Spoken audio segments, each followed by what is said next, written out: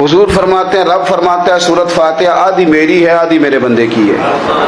جب اس نے کہا الحمدللہ رب العالمین الرحمن الرحیم مالک یوم الدین ایاک نعبد و ایاک نستعین، جب یہاں تک وہ لفظ کہتا ہے تو یہ حصہ میرا تھا۔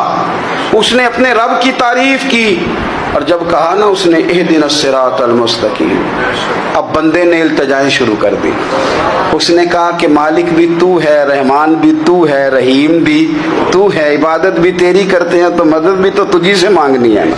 اب مہربانی فرمانا اہدنا الصراط المستقیم، ہمیں سیدھا راستہ دکھا دے، صراط الذین انعمت علیہم، ان لوگوں کا رستہ دکھانا جن پر تو نے انعام کیا ہے، غیر المغضوب علیہم ولا الضالین، ان کے رستے پہ نہ چلانا جن پر تیرا غضب ہوا، جو گمراہ ہو گئے ان کے رستے۔